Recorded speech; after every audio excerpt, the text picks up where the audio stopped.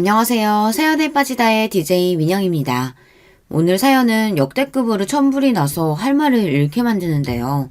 과연 어떤 사연인지 들어보시겠습니다. 오늘도 두 가지 사연 준비되어 있는데요. 끝까지 들어주실 거죠? 그럼 오늘의 사연 바로 시작해 볼게요.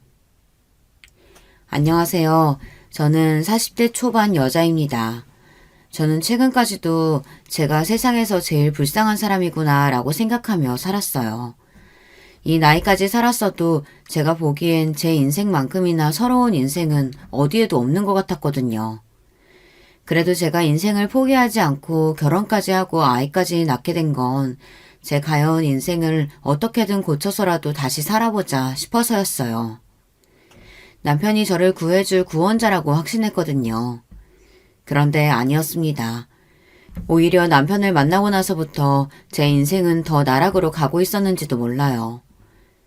남편을 만난 건 40이 다 돼서예요.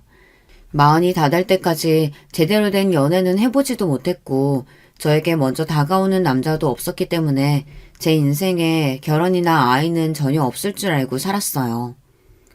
그런 저에게 남편을 만나자마자 아이와 결혼이 동시에 찾아왔으니 남편은 저에게 선물과도 같은 사람이라고 여겼습니다.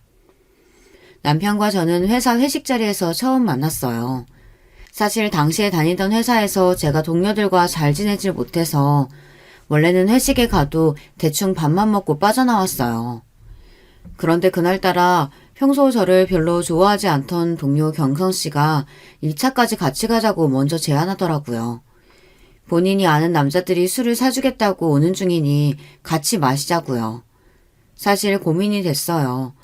경선 씨가 평소 하던 행동으로 봐서는 절대 저를 위할 사람이 아닌데 오늘따라 왜 저러나 싶었거든요. 경선 씨는 외모도 예쁘장하고 일도 잘해요. 그런데 인성이 영 거지 같았습니다. 친한 사이는 아니었지만 워낙 경선 씨가 시끄럽게 떠벌리고 다니는 성격이라 옆에서 들어보면 매일 돈 좀 있는 남자들을 꼬셔서 등쳐먹고 다니는 것 같더라고요. 거기다가 말도 개념 없이 해요. 저보다 나이도 어리면서 저를 대놓고 무시했습니다. 저는 다른 회사에 있다가 함께 일하던 상사와 함께 이 회사로 들어오게 된 거예요. 그래서 기존에 있던 직원들보다 제가 더 경력이 많습니다.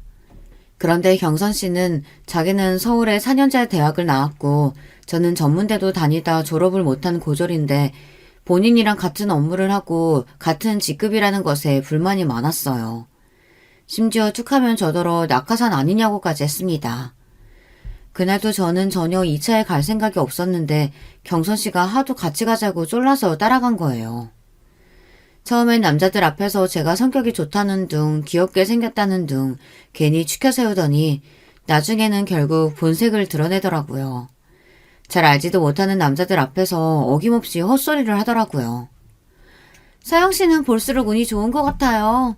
우리 회사가 아무리 이름 없는 중소기업이라고 해도 명색이 대기업 하청인데 고졸이 들어오긴 힘든 구조잖아요. 우리 중에 고졸은 사영 씨밖에 없기도 하고. 경선 씨, 벌써 그거 먹고 설마 취했어요? 또 무슨 소리를 하고 싶어서 그러는 거예요. 회사도 아니고 밖에서까지 버릇없이 시비를 거는 게 짜증이 나서 저는 인상을 팍 썼습니다. 그만하라는 식으로요. 그런데 이 여자는 아랑곳하지 않고 자기 하고 싶은 말을 떠들어댔어요. 사영씨, 아버지가 검사라면서요? 혹시 그 백으로 회사까지 들어온 거 아닌가 싶으니까 그렇죠. 내가 아버지 백으로 취직할 것 같았으면 더 좋은 회사에 가지. 뭐하러 이런 작은 회사에 들어와요.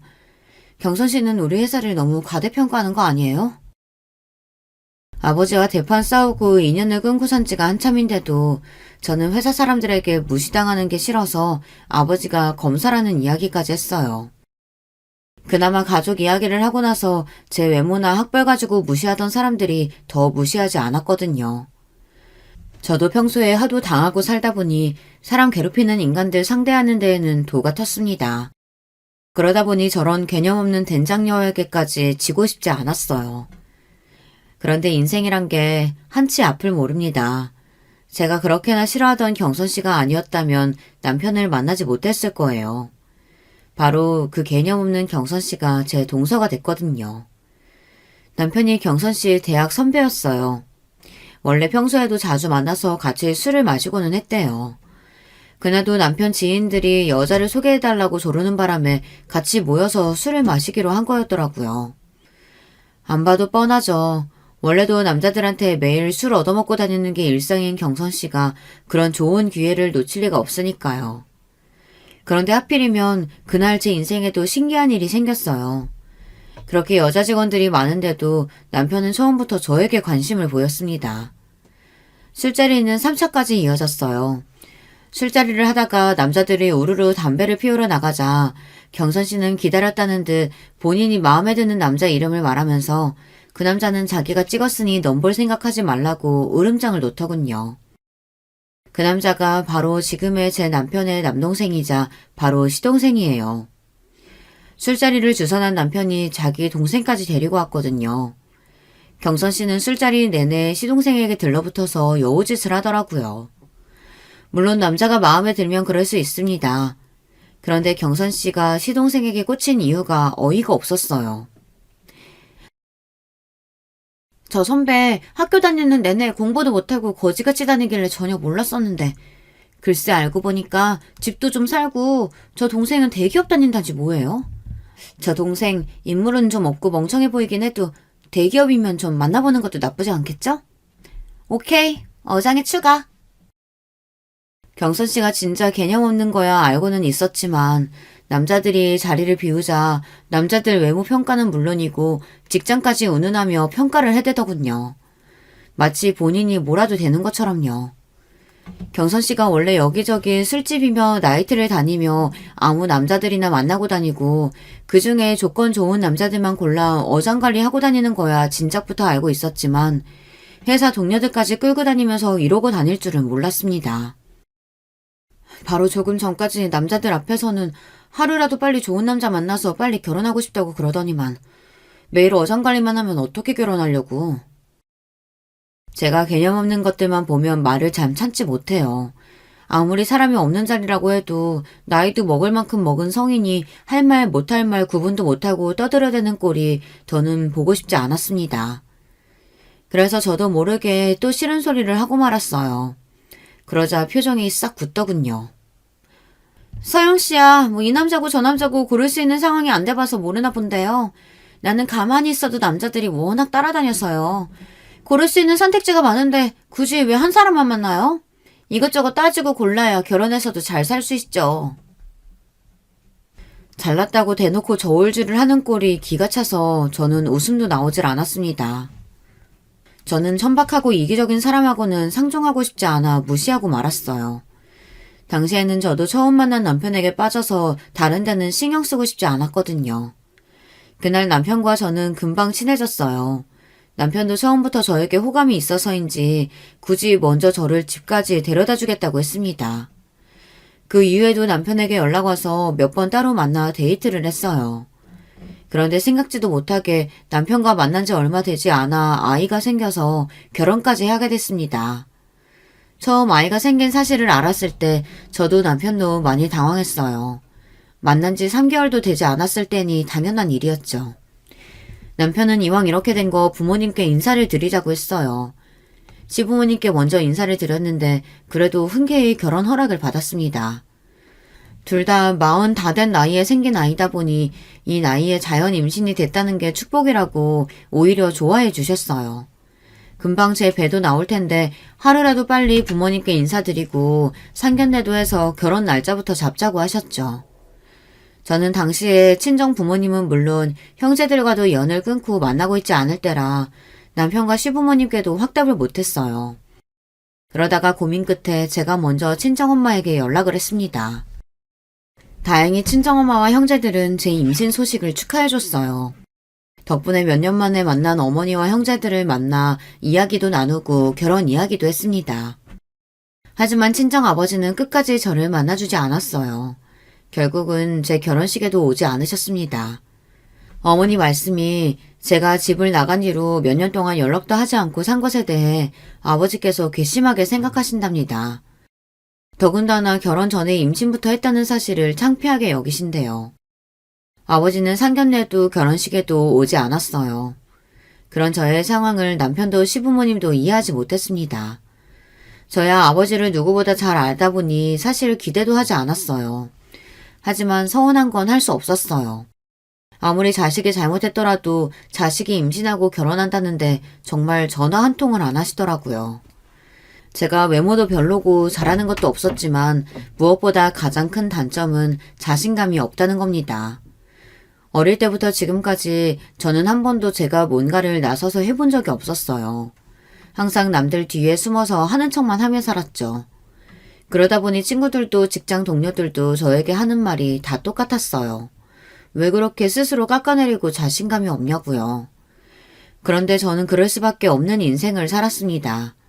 저와 가장 가까웠던 가족들에게조차 단 한 번도 평범한 사람으로 대우를 받은 적이 없었거든요. 저는 3남매 중 둘째예요. 위로 언니와 아래 남동생이 있습니다. 언니와 동생은 어릴 때부터 모든 면에서 뛰어나서 부모님의 자랑거리였어요. 언니는 머리도 좋고 공부도 잘하는데 얼굴까지 예뻐서 어디를 가나 주목을 받았습니다. 동생도 마찬가지예요. 동생은 저와 2살 차이인데 어릴 때부터 한글이나 구구단 같은 것들도 저보다 훨씬 더 빨리 뗄 정도로 똑똑했어요. 동생의 능력을 일찍이 알아본 부모님은 바로 영재원에 데리고 다니며 과학고에 진학시켰죠. 성인이 돼서도 형제들은 잘 나갔어요. 언니는 단번에 대형 로펌 변호사가 됐고 동생은 대기업 연구원으로 근무합니다. 반면에 저만 돌연변이었어요. 저는 키도 작고 몸도 뚱뚱해요. 거기다 잘하는 것도 거의 없어서 집안의 천덕꾸러기였죠. 대학도 이름도 없는 전문대를 다니다가 그마저도 적응을 못해서 그만뒀습니다. 어릴 때부터 아버지는 저만 보면 도대체 누굴 닮아 저러냐 하는 소리를 입에 달고 사셨어요. 제가 보기엔 겉모습은 아버지를 닮고 머리는 어머니를 닮은 건데 두 분 다 인정하지 않으셨죠. 제가 제 입으로 이런 말 하고 싶지는 않지만 제가 어릴 때부터 덩치도 크고 뚱뚱해서 초, 중, 고 내내 남자애들에게 놀림을 당했어요. 여자애들에게는 은근히 괴롭힘을 당하는 일도 많았고요. 학교에서뿐만이 아니라 가정에서도 매일 찬밥 신세다 보니 자연스레 자신감도 떨어지고 자격지심이 심했어요.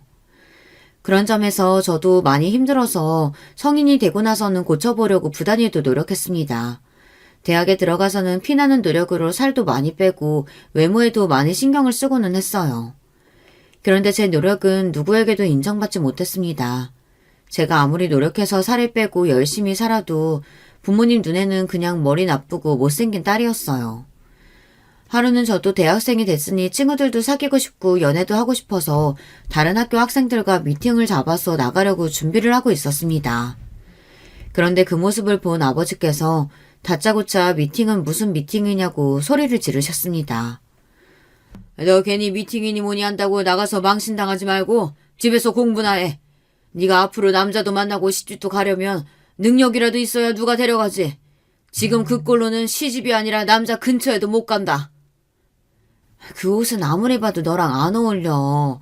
네 언니면 몰라도. 그렇게 미팅에 나가고 싶거든. 앞으로 10kg는 더 빼고 나가라.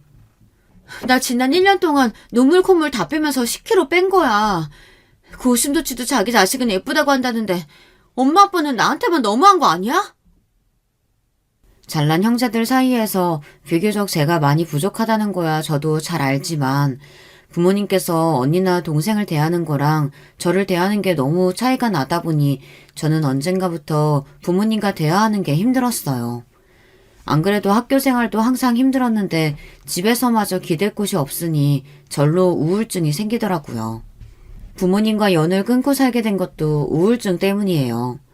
부모님의 차별과 저의 자격지심이 심해질수록 학교도 집도 너무 견디기 힘들어서 가까운 사람일수록 만나기 너무 더 힘들더라고요. 아무도 저에게 뭐라고 하지 않는데도 사람들을 만날 때마다 저를 보고 못생겼다, 뚱뚱하다, 게을러서 저렇게 뚱뚱한 거다, 저렇게 많이 먹으니까 뚱뚱한 거다, 이런 식으로 말하는 것처럼 들렸어요. 특히나 남자 동기나 선배들과 함께 있는 자리에서는 더 힘들었어요. 다들 저를 싫어하고 미워하는 것처럼 느껴졌었거든요. 당시 제가 정신적으로 많이 힘들어하고 있다는 걸 스스로 느끼면서도 우울증이나 정신의학과에 대한 인식이 좋지 않을 때다 보니 병원에 가서 치료를 받는 건 꿈도 못 꿨어요. 결국은 학교 생활을 하는 게 너무 힘들어져서 저는 부모님께 대학을 그만두겠다고 했습니다.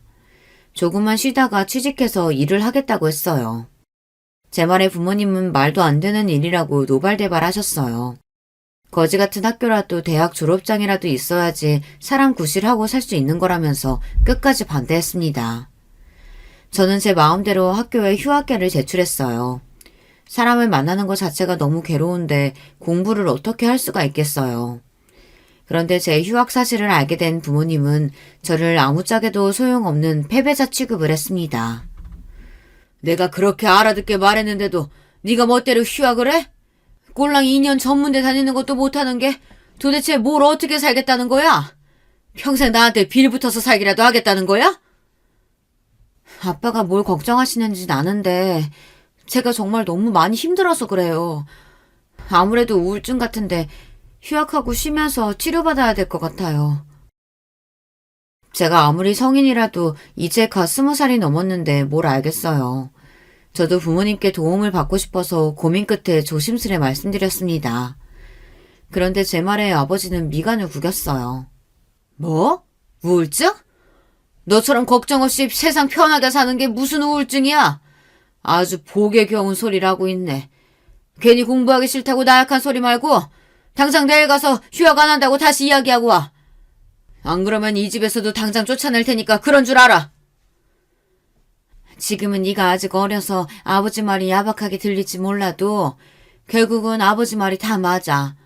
더군다나 네 나이에 정신병원 다닌 기록이라도 남으면 앞으로 취직은 어떻게 하고 시집은 어떻게 가니? 부모님 말씀에 저는 너무 서러워서 눈물이 왈칵 쏟아졌어요. 그리고 지난날 있었던 일들이 파노라마처럼 지나가면서 서러움이 몰려왔습니다. 아빠 엄마가 나에 대해서 뭘 한다고 그래? 나 초중고 내내 애들한테 매일 놀림당하고 따돌림 당했어. 그동안 내가 혼자 얼마나 힘들었는지 알아요? 네가 따돌림 당한 게 우리 탓이라는 거야 뭐야? 그러게 진작에 살도 좀 빼고 공부도 하지 그랬어. 네 언니랑 동생 좀 봐라. 예쁘고 뭐든 잘하니까 친구들이 알아서 따르고 학교 생활도 잘만 하잖아. 어이구, 도대체 누굴 닮아서 저렇게 한심한 소리만 해대는지. 그날 저는 태어나 처음으로 제가 부모님의 딸이라는 사실이 너무 싫었어요. 그리고 마음을 굳게 먹었습니다. 무슨 짓을 해서든 이 집을 떠나겠다고요. 저는 마음먹은 대로 해냈습니다. 휴학하자마자 악착같이 일자리를 구했어요. 그리고 1년 동안 월급을 차곡차곡 모아 집을 나왔습니다. 고작 보증금 2천짜리 반지하 월세였지만 제가 스스로 해냈다는 것이 기뻤어요. 그리고 저는 집을 나온 이후 서서히 부모님과 거리를 두기 시작했어요. 그리고는 몇 년 뒤 아예 인연을 끊어버렸습니다. 물론 부모님이 보고 싶고 그리웠던 적도 있었어요. 하지만 저를 위해서라면 그 편이 더 나을 거라고 여겼습니다. 집을 나와 살면서 가장 먼저 한 건 정신의학과에 다니기 시작한 거예요. 아마 부모님과 살았다면 절대 못했을 일이었죠. 당시에 제가 다녔던 직장은 유명하고 큰 회사는 아니었지만 가족 같은 분위기였어요. 저의 진짜 가족과는 전혀 다른 분위기였죠. 제가 우울증이 있다는 사실을 알고도 저를 위해 많이 배려해줬어요. 사장님께서는 제가 살을 빼려고 다이어트를 한다는 사실을 아시고는 직원 복지로 헬스장 회원권까지 지원해 주셨습니다. 집을 나오고 학교를 그만둔 정도로도 저에게는 많은 변화가 일어났어요. 누구도 저를 무시하지 않았어요. 형제들과 차별하는 부모님도 없으니 저는 자연스레 우울증도 좋아졌습니다.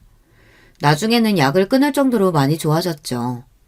그렇게 저는 평생 변하지 않을 것만 같았던 제 우울증과 자격지심에서 벗어났어요. 그런 제가 부모님께 먼저 연락해서 결혼한다고 말하기까지 얼마나 힘들었을지는 아무도 모릅니다.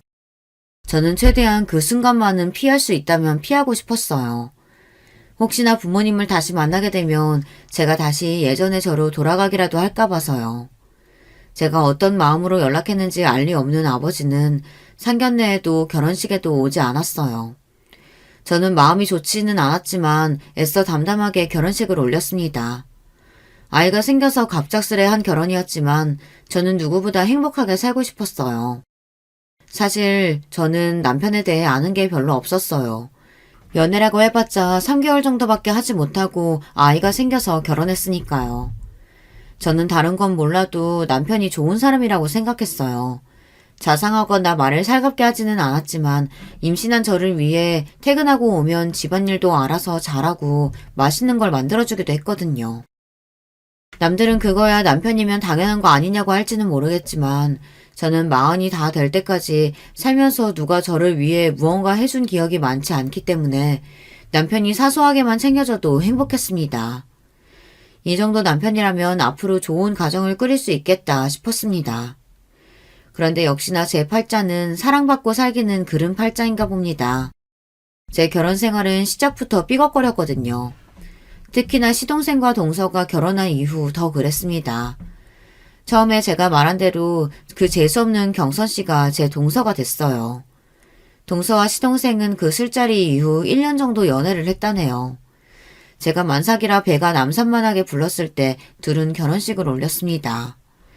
동서는 결혼식을 올리고 한 가족이 된 뒤에도 여전히 재수가 없었어요. 시댁에서 저와 마주칠 때마다 한마디씩 툭툭 내뱉는데 사람 기분을 아주 더럽게 만들더군요. 한 번은 그런 적이 있었어요. 제가 배가 너무 많이 나와서 잘 앉지도 서 있지도 못할 때였습니다. 그런데 시댁 제삿날 동서는 제사가 다 끝나고 나서야 나타났어요. 이미 제사도 다 끝나고 친척들까지 모두 다 돌아갔는데 그제야 나타난 동서와 시동생은 현관문을 열고 들어와서는 일이 많아 늦었다고 너무 죄송하다고 애교를 피우며 들어오더라고요. 아이고 바쁜데 뭐하러 왔어? 제사상이라고 얼마 차리지도 않았는데. 온 김에 과일이나 좀 먹고 가라. 저희 시댁은 장남, 차남 심하게 나누는 집안이었어요. 시아버지도 장남이라 항상 제사를 도맡아 하셨기 때문에 집안의 모든 대소사는 장남이 맡아서 하는 게 당연하다고 생각하시는 분들이었죠. 더군다나 차남인 시동생은 대기업에 다니고 저희 남편은 중소기업에 다니다 보니 은근 시부모님도 시동생을 더 챙기셨어요. 아무래도 시동생은 매달 생활비에 용돈도 두둑하게 챙겨드리는데 저희는 상대적으로 용돈도 드리지 못하니 당연한 일이었죠. 더군다나 당시에 저는 회사를 그만둔 상태라 아무리 임신해서 만삭이라고 해도 동서와 달리 제사에 오는 걸 당연하게 생각하셨어요. 만삭인 형님도 오시는데 저도 당연히 와야죠. 그리고 어머님 아버님께 드릴 말씀도 있고요. 동서는 마음에도 없는 소리를 해대며 아주 알랑방귀를 껴댔습니다. 그러더니 한다는 말이 동서도 임신을 했다네요. 결혼한 지 얼마 되지도 않았는데 아유 우리 며느리 장하구나. 잘했다 잘했어. 내년이면 우리 집에 귀여운 손주가 둘이나 돌아다닐 테니 내가 밥을 안 먹어도 배가 다 부르겠다. 에이 그래도 식사는 챙겨 드셔야죠. 제가 아버님 좋아하시는 복숭아 사왔으니까 금방 씻어다 드릴게요. 조금만 기다리세요. 어쩜 얼굴도 예쁜 애가 성격도 저렇게 둥글둥글 좋을까. 우리 집에 딸이 없어서 외로웠었는데 우리 둘째 며느리는 꼭 며느리가 아니라 딸 같아. 시부모님과 동서가 얼마나 죽이 척척 맞는지 저는 자꾸만 질투도 나고 괜히 심술도 나더라고요. 저는 애써 웃으며 동서에게 축하한다고 하고 혼자 주방에 들어가 설거지를 했어요. 그때 손에 복숭아를 잔뜩 들고 온 동서가 주방으로 따라 들어오더군요. 그러더니 제 곁으로 다가와 또 제 속을 긁어댔어요. 아, 형님 보니까 저 갑자기 우울해져요. 저도 형님처럼 배 그렇게 많이 나오면 어떡해요? 형님은 원래도 배가 많이 나와서 잘 모르시겠지만 저는 평생 배가 나와본 적이 없어서 너무 무섭거든요. 동서, 우리도 이제 가족인데 제발 그 말버릇 좀 고칠 수 없어? 명색이 내가 손윗 사람인데 말 좀 조심해서 해. 마음 같아서는 머리통을 한 대 쥐어받고 싶었지만 이성적으로 꾹 참았습니다. 동서는 제게 한마디 더 하려다가 시어머니께서 주방에 들어오시니 애써 입을 꾹 다물더군요. 그날 집에 돌아오면서 저는 기분이 너무 나빠서 남편에게 하소연을 좀 했어요. 동서가 저에게 그런 식으로 말했다고요. 그러자 남편이 하는 말이 더 기분이 나빴습니다. 그러게 아무리 임신했어도 관리 좀 하지 그랬어. 안 그래도 체격이 큰 사람이 임신까지 하니까 더 커 보여. 당신 내가 정말 부탁하는데 애 낳으면 진짜 관리 좀 해. 애 낳았는데도 재수 씨보다 뚱뚱하면 당신도 민망하지 않겠어? 남편은 처음엔 안 그러더니 동서가 들어온 이후 제 외모나 몸매를 가지고 유난히 지적을 많이 했습니다. 저도 알아요. 제가 동서보다 못생기고 뚱뚱하다는 걸요. 하지만 저와 남편은 부부잖아요. 아무리 아이가 생겨서 결혼했다고 해도 가족인데 최소한의 예의를 지켜야 한다고 생각했습니다. 제가 남편에게 좀 서운한 내색을 하면 남편은 본인은 원래 무뚝뚝해서 살가운 말을 하거나 자상하게 대할 줄을 모른다네요. 제가 남편에게 바라는 건 많은 걸 바라는 게 아니었어요. 단지 이 세상에 적어도 한 명 정도는 제 편이 있었으면 그게 남편이었으면 했습니다. 그런데 제가 너무 많은 걸 바랬나 봅니다. 남편은 결혼하고 나서도 저에게 큰 관심이 없었어요. 저는 애써 남편을 이해하려고 했습니다. 저도 애교 있고 살가운 아내는 아니니 아이를 낳고 살다 보면 우리 부부도 나아지겠지 기대했어요. 그런데 남편은 아이가 태어났는데도 별로 달라지지 않았어요. 오히려 전보다 더 밖으로 돌면서 저나 아이를 방치했습니다. 제가 육아가 너무 힘들어서 주말만이라도 좀 도와달라고 했는데 남편은 항상 외면했습니다. 오히려 전보다 더 친구들을 자주 만나고 술도 많이 먹었어요. 남편은 애가 기저귀를 뗄 때까지 단 한 번도 애 기저귀를 갈아준 적이 없습니다.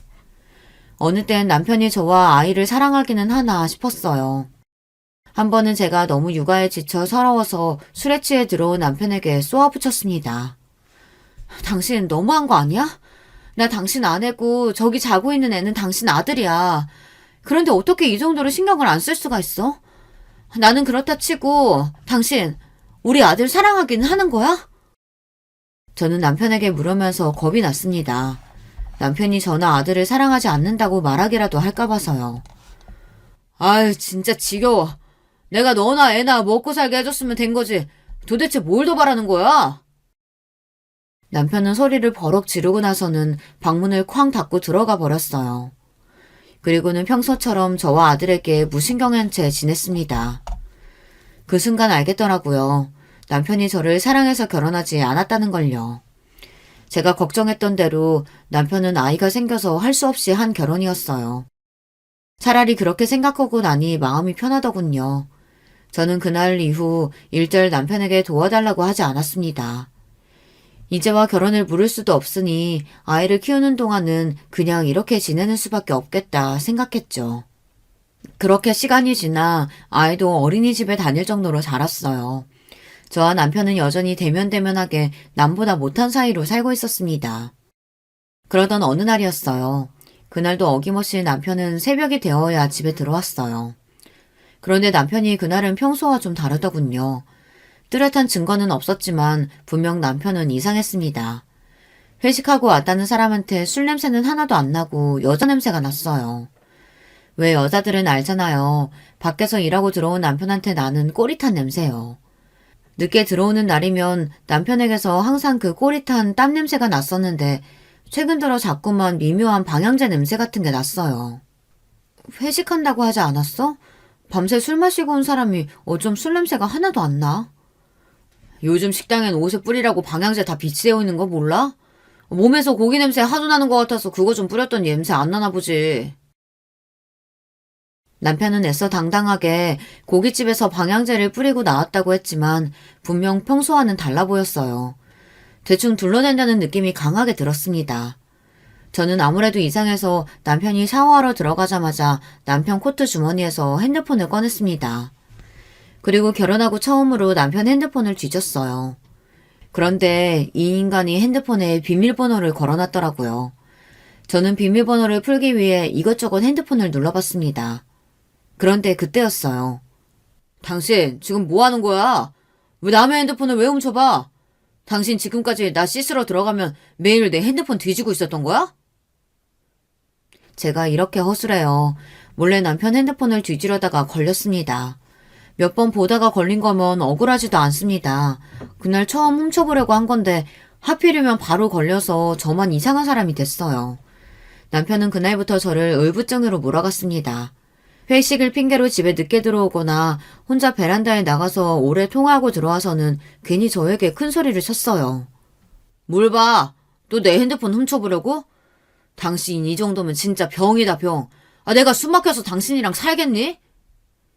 제가 아무 말도 하지 않았는데 괜히 큰 소리치는 남편이 저는 더 의심스러웠습니다. 분명 여자가 있는 게 분명한데 저렇게 뻔뻔하게 구니 저도 더는 가만히 있을 수 없었어요. 결국은 저는 남편을 미행하기로 했습니다. 그날은 토요일이었어요. 남편이 회사 상사와 골프를 치러 가야 한다고 골프 가방을 챙기더군요. 저는 아이 밥을 먹이는 척하며 남편에게서 눈을 떼지 않았습니다. 그리고 남편에게 오늘은 아이 친구네 가서 저도 놀다 올 거라고 집에 없을 거라고 했어요. 그런데도 남편은 도대체 정신이 어디에 가 있는지 제 말에 대꾸도 안 하더군요. 그러더니 아이에게 인사도 안 하고 골프 가방만 가지고 나가버렸어요. 정말 남편 하는 꼴을 보면 지금이라도 당장 헤어지고 싶었습니다. 저는 그렇다 치더라도 아이는 자기 핏줄이잖아요. 그런데도 애한테조차 관심이 없는 모습에 정이 뚝 떨어졌어요. 저는 속상한 마음도 잠시 곧바로 아이를 동네 아는 엄마에게 맡기고 곧장 남편의 뒤를 밟았습니다. 이날을 위해 제가 렌트카까지 빌렸다니까요. 그런데 생각지도 못한 일이 벌어졌어요. 남편 차가 집을 빠져나와 익숙한 동네로 들어서더니 시동생네 아파트 단지로 들어가더군요. 저는 곧장 차를 돌려 아파트 출구 쪽으로 가서 남편 차가 나오기만을 기다렸어요. 저는 혼자 별의별 생각을 다 했습니다. 도대체 남편이 주말에 시동네 아파트는 왜 온 건가 싶어서요. 그리고 일말에 기대를 했습니다.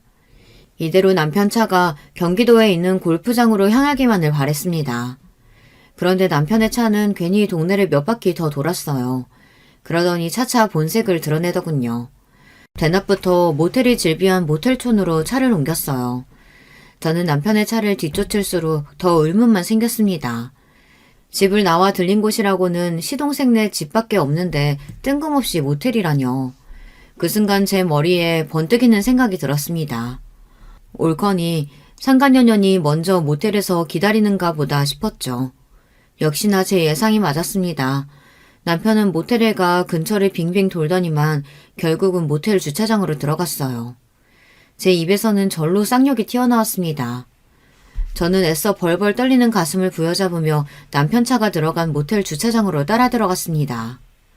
그런데 잠시 뒤 저는 충격적인 모습을 목격하고 말았어요. 글쎄 남편 차 조수석에서 내린 건 다름 아닌 동서였습니다. 저의 전 직장 동료이자 시동생의 아내인 동서 말이죠. 저는 순간 이건 뭐가 잘못돼도 한참 잘못됐다 싶었는데 잠시 뒤 차에서 내린 동서가 촐랑거리며 남편에게 다가가 팔짱을 끼는 모습을 보니 제 눈이 휙 돌더군요. 그 순간 저는 곧바로 차에서 내려 두 연놈에게 달려들었습니다. 그러고는 곧장 동서 머리채부터 잡아챘어요. 이 연놈들이 미쳤나? 여기가 어디라고 둘이 팔짱을 끼고 들어와? 그 순간 저는 눈에 뵈는 게 아무것도 없었어요. 오로지 지금 내 눈앞에 보이는 이 연놈들을 죽일 생각밖에 없었습니다. 자기야, 이 여자 지금 뭐 하는 거야? 빨리 떼줘. 이 돼지같이 이 무식한 옆에네야. 손 안 나? 뭐? 자기? 너 진짜 돌았니? 네 남편은 어디다가 두고 남의 남편 데리고 모텔에 들어가? 저는 동서 머리채를 잡은 손에 힘을 세게 주고는 마구 흔들어댔습니다. 그때였어요. 제 남편이자 제 아들의 아버지인 인간이 제가 동서 머리채를 흔드는 사이 세상에서 가장 찌질한 모습으로 도망치더니 차를 가지고 순식간에 도망쳐버렸어요. 저와 동서년을 모텔 주차장에 그대로 둔 채 말이죠. 순간 저는 물론이고 동서년까지 기가 차서 정신없이 모텔 주차장을 벗어나는 남편의 차 뒤에다 대고 소리를 질렀습니다. 정말 지금 생각해도 너무 기가 차고 어이가 없어요. 세상에 병신도 저런 병신이 있나 싶어서요. 그제야 제 손에서 벗어난 동서년이 적반하장인지 제 어깨를 밀어내며 지금 뭐 하는 거냐고 오히려 대묻더군요. 저는 순간 황당해서 절로 웃음이 튀어나왔어요. 그 상황이 너무 기가 차서요. 너야말로 내 남편이랑 여기 뭐하러 왔는데? 거짓말할 생각 말고 똑똑히 말해. 안 그러면 지금 당장 네 남편까지 부를 테니까. 남편이 모텔을 벗어난 지 좀 됐는데도 저는 혼란스러운 마음이 좀처럼 나아지질 않았어요. 제 눈앞에 벌어진 이 상황을 어떻게 정리해야 할지 가늠조차 되질 않았죠. 그런데 그때였습니다. 갑자기 표정이 변한 동서가 말을 바꾸기 시작했어요. 어머 형님, 도대체 여기가 어딘데 저를 데리고 오신 거예요? 도무지 여기가 어딘지 모르겠네요. 동서는 갑자기 저더러 형님이라고 부르더니 여기에 왜 온 거냐며 발연기를 했습니다. 저야말로 어이가 없어서 멍하니 동서 얼굴을 노려봤어요. 그러자 다시 순식간에 얼굴이 변한 동서가 제게 바짝 다가오더니 욕을 퍼붓기 시작하더군요. 아씨, 대충 넘어가라고 했더니 네가 뭘 잘났다고 꼬나봐. 너 지금 뭔가 단단히 착각했나 본데 네 남편도 홀라당 튀어버린 마당에 내가 여길 네 남편이랑 왔다는 증거가 있어? 도대체 무슨 증거가 있다고 지랄이야. 동서녀는 사악한 표정으로 뻔뻔하게 굴었어요. 그러면서 오히려 저더러 증거도 없으면서 사람을 몰아간다고 억울한 신용을 했어요. 저는 이미 너무 혼란스러워서 무슨 말을 해야 할지 몰랐습니다. 남편과 동서가 있는 모습을 보니 화가 나서 다짜고짜 머리끄댕이부터 잡기는 했지만 동서년 말대로 증거가 필요했어요. 이미 남편은 도망쳤습니다. 자기는 이 모텔에 온 적도 없고 왔다고 해도 동서와 온 적이 없다고 잡았다면 제가 이 두 년놈들의 불륜 사실을 입증할 방법이 없어요. 더군다나 제스 씨와 아주버님이 불륜이라는 사실을 어느 누가 믿겠어요. 제가 혼란스러워하고 있다는 사실을 금방 눈치챈 동서가 슬쩍 미소를 지어 보이더니 저에게 다가왔습니다. 아, 우리 형님 많이 놀랐나 보다. 그러게 여기까지 찾아왔어요. 그냥 평소처럼 눈치 없는 여편으로 살 것이지. 도대체 언제부터야? 언제부터 둘이 이런 더러운 짓 하고 다닌 거냐고? 뭐래? 내가 형님 이렇게 불러주고 용석이 오빠랑 애 좀 낳고 몇 년 살았다고 형님이 진짜 용석이 오빠 마누라라도 되는 줄 알아? 오빠는 형님 좋아한 적 없어요. 나 질투하게 하려고 하다가 실수로 애 생겨서 어쩔 수 없이 형님이랑 결혼한 거라고요. 순간 저는 제 두 귀를 의심했습니다. 재수없는 상간녀년이 일부러 저를 도발하려고 하는 소리라고밖에 생각할 수 없었죠. 그때 술자리에서 용석이 오빠가 정말 형님이 마음에 들어서 집까지 데려다 주겠다고 따라간 줄 아는 거예요? 와, 착각도 유분수가 있지. 어떤 남자가 형님처럼 못생기고 뚱뚱한 여자를 좋아해. 용석이 오빠가 원래 전부터 나 좋다고 따라다녔었는데 내가 안 받아주니까 그날도 심술나서 아무 여자한테나 관심 있는 척 한 거예요. 더러운 년이 뭘 잘했다고 아무 말이나 짓거리고 있어. 닥쳐! 난 네 말 안 믿으니까. 직장 생활할 때부터 경선이 인연이 하는 더러운 꼴은 많이 봤습니다. 인연 입에서 나오는 소리가 사실일 리 없어요. 내가 이미 볼 꼴 못 볼 꼴 다 들킨 마당에 뭐하러 거짓말하겠어요. 그리고 용석이 오빠가 그러더라고요. 사실 형님네 친정아버지가 검사라는 소리에 솔깃해서 좀 꼬셔볼까 했던 거라고. 그러니까 형님은 나 아니었으면 용석이 오빠랑은 결혼 못했다니까요. 정말이지 손이 떨리고 머리가 다 지끈거렸습니다. 물론 남편과 제가 대단한 사랑을 해서 결혼을 한 건 아니었지만 그래도 이 정도로 최악인 줄은 몰랐어요. 남편은 처음부터 저한테 관심이 있었던 게 아니라네요. 남편이 대학 때부터 동서를 좋아서 따라다녔대요. 근데 대학교를 졸업하고 나서도 동서가 남편한테 매일 간만 보고 어장관리만 한 거죠. 그런 동서 때문에 마음이 조급했던 남편은 동서가 부르면 어디든 갔답니다. 그래서 그때도 회사 2차 회식 자리에 부르자마자 달려왔던 거고요. 그러나 여전히 본인에게는 관심이 없고 친구들에게까지 끼를 부리는 동서가 미워 잔뜩 화가 나 있었는데 그때 마침 동서와 별로 사이가 좋아 보이지 않았던 제가 눈에 띈 겁니다. 그래서 일부러 저한테 들이댄 거라네요. 더군다나 저희 친정아버지가 검사라는데 솔깃하기도 했고요. 그때 상황이야 어쨌든 이제는 둘 다 결혼했으면 잘 살았어야지. 어떻게 이런 더러운 짓거리를 할 수가 있어? 저는 더 듣고 싶지 않았습니다. 지난날의 일들도 끔찍하고 싫었지만 지금 당장 저에게는 눈에 넣어도 아프지 않을 아들이 있어요. 제 감정만 앞세우고 모든 일을 엉망으로 만들 수는 없었습니다. 더러운 짓인지 사랑인지 시간이 지나봐야 알죠. 나는 남편이랑 곧 이혼해요. 우린 결혼했을 때부터 둘이 안 맞아서 내내 싸우기만 하느라 제대로 산 날도 며칠 안 되거든요. 그 인간이랑 이혼하고 용석이 오빠랑 살 거예요. 그러니까 이왕 미리 알게 된 거 형님도 하루빨리 정리하고 그 집에서 아들 데리고 나가세요. 괜히 버티고 있다가 낙동갈 오리알 되지 마시고. 경선이 전혀 머리털을 쉽게 놓아주는 게 아니었습니다. 아까 잡았을 때 그냥 그대로 다 뽑아버려야 했어요. 그랬으면 뚫린 입이라고 저렇게 함부로 짓거리지는 못했을 테니까요.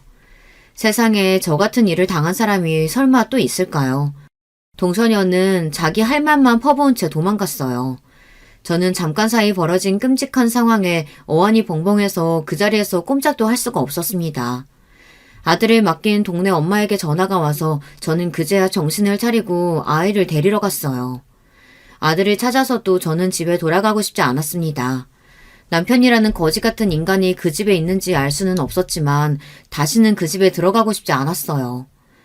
저는 아들을 렌터카에 태운 채로 갈 곳도 없으면서 여기저기 몇 시간을 뺑뺑 돌다가 아이가 잠든 걸 확인하고는 그제야 차를 갓길에 세웠습니다. 그러고는 혼자 핸들에 얼굴을 묻고 울었어요. 저 자신이 너무 불쌍하고 초라해서요. 그리고 차라리 남편 뒤를 미행하지 말걸, 이런 멍청한 생각까지 들었습니다.